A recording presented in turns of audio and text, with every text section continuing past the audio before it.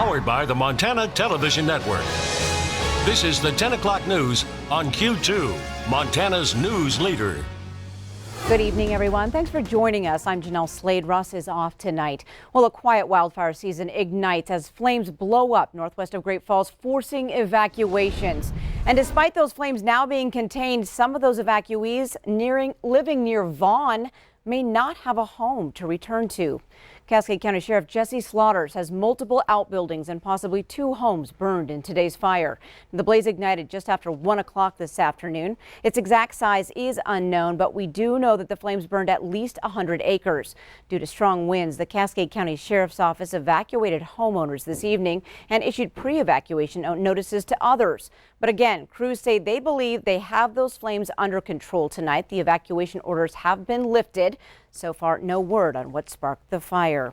And 40 miles west of Cody, Wyoming, tonight crews are furiously working to battle a 2,000-acre fire in the Shoshone National Forest. Erratic gusting winds quadrupled the fire's size in just a matter of hours. Now, the fire was just discovered this evening, just 6 miles south of the North Fork Highway. A Shoshone National Forest engine and crew, plus Park County Fire Resources, have responded.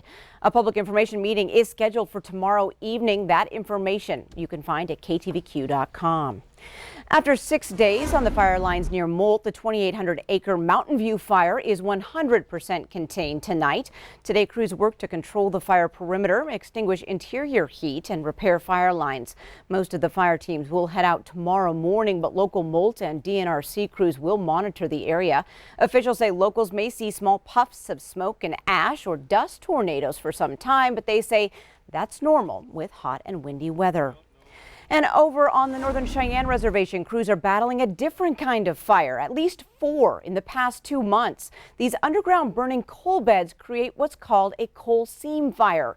Fire officials say it's impossible to extinguish these fires. The flames are already buried, so covering them with dirt is ineffective, and spraying them with water can contaminate that area.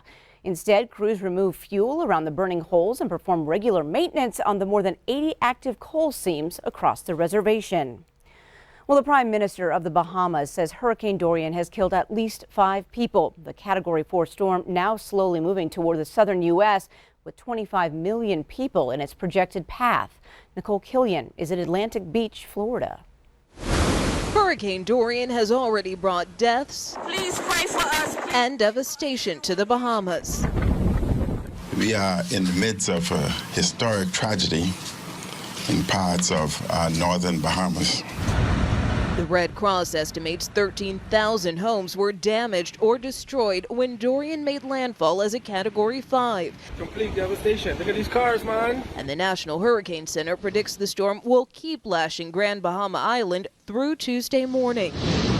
The storm is immense, prompting hurricane watches and warnings from Florida to South Carolina. More than 5.5 million people have been ordered to evacuate, including coastal areas east of Interstate 95 in Georgia. I want to be very clear. They will be on their own if first responders are unable to reach them.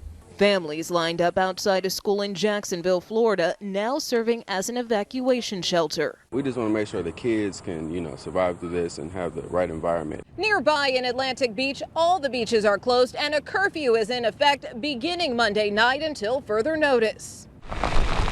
The outer bands of the storm started hitting South Florida Monday afternoon. It rains like crazy for about 15 minutes and then it dries up and then the next squall just comes in. In Jupiter, workers boarded up stores with hopes that Durian stays far offshore, but ready in case it lurches west. Nicole Killian, CBS News, Atlantic Beach, Florida. Nearly 4 million of those under mandatory evacuation orders are in Florida. 93 nursing homes and 7 hospitals there have been evacuated. Hope of finding more survivors of an overnight boat fire off Santa Cruz Island in California grows dim, but divers are still searching the waters tonight. So far, at least 4 bodies have been recovered and another 4 have been located on the ocean floor. Many people are still missing. Danya Backus reports. A Labor Day diving adventure turned into disaster aboard the 75-foot Conception. The scuba diving boat caught fire in the early morning hours off California's Santa Cruz Island. Flames consumed the vessel, trapping some 30 people in the sleeping quarters below deck. The vessel full in global now. Roger, and there's no escape hatch for any of the people on board. 5 crew members were awake and above deck. They jumped overboard. In a nearby boat, the Grape Escape picked them up. As soon as I came out, I saw the man with the broken leg lying in the bottom of the dinghy in water. The burned out wreckage then sunk.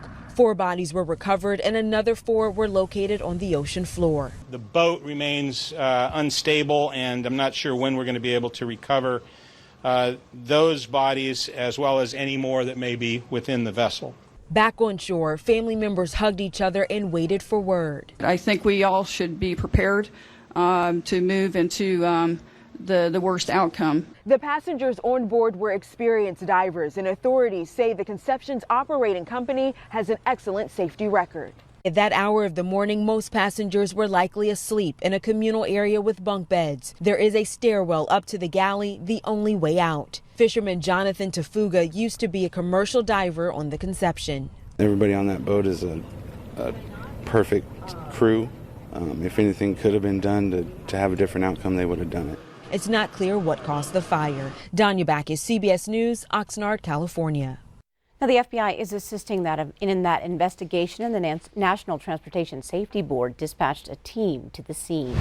Well, turning to our local weather, Bob, we haven't checked in a little while. How's our local drought monitor faring? You know, it's doing better in some places around the country, but worse in others. And let me show you. We're going to start off tonight down in the Four Corner states. You know, this is the time of year they usually get the monsoon moisture there. Well, this year the monsoon has been kind of sparse, let's put it that way. And as you can see across Arizona, they're abnormally dry, and the areas highlighted in brown, that's where they have moderate drought already. And over there in New Mexico, they're all the way up to severe drought. Up there, you'll notice it's pretty bad. Not much in the way of monsoon moisture. Texas, Oklahoma, the same story. Even in parts of Oklahoma, by Altus, Oklahoma, they have extreme drought in that area. But back up in our neck of the woods, we have a little bit of drought, but most of it's just abnormally dry across the high line. The northwest corner of Montana, we have moderate drought. But look over at Seattle. They have a severe drought there. The same thing for the Olympic Peninsula. Olympic Peninsula, and it's just very dry in that area as well. Our forecast does call for maybe some showers later on in a couple of days. We'll chat about that in a few more minutes. All right, thanks so much, Bob. Well, workers across the state and country got a break from the daily grind today. While you maybe enjoyed your backyard barbecue, union families here in Yellowstone County gathered for the annual Labor Day picnic at Rose Park. Q2's Zoe Zandora was there to take in the live music and the sizzling grills.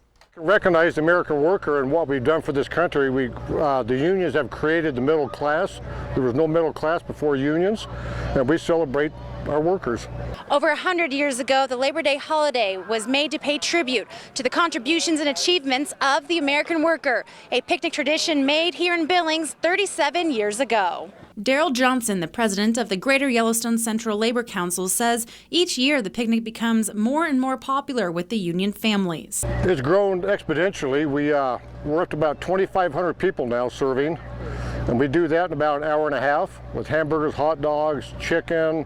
Labor Day is the last chance for many to go on trips before the summer ends. It marks the beginning of the American football season. But the federal holiday, first held in 1884, stems from the desire of the Central Labor Union to create a holiday for workers, appreciating the work of the trade and labor organizations.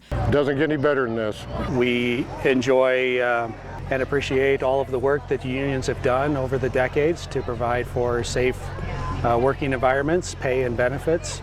And so it's great to come together and be able to celebrate with other unions on Labor Day. Many unions participate in the annual event, including the Billings Fire Department, showing up as the grill masters. Every year we bring our grill out and barbecue up hamburgers and hot dogs for all of the members here. And it's a great time. Plenty of food and refreshments for all the union families and friends of labor who joined in on the fun-filled day of unity and solidarity. In Billings, Zoe Zandora, MTN News. And today's turnout a huge success. In fact, Zoe tells us so much so that the firefighters even ran out of burgers before 2:30 this afternoon. Well, travel this Labor Day did not slow down. TripAdvisor's annual Labor Day travel survey shows 35% of people took off on the Labor Day weekend.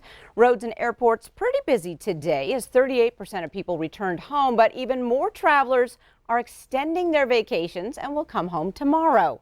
And if you're driving home, although Montana is running pretty high above the national average for gas prices, our prices across the state are lower than most cities and states to the west of us.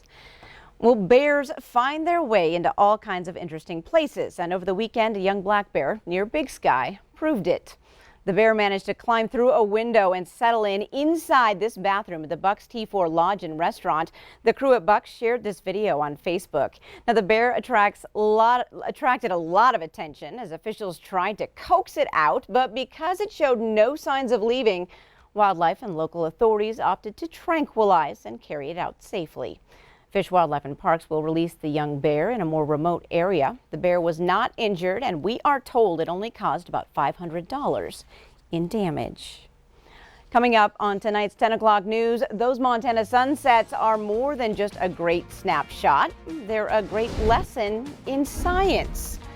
Plus, this story will awe you and make you say, aw. We will check it out. And in sports, Scott delivers your season opening edition of Game Changers. See who's on top. You're watching MTN News with Jeanelle Slade and Russ Riesinger. Storm Tracker weather with Bob McGuire. And sports with Scott Breen. This is the 10 o'clock news on Q2, Montana's news leader.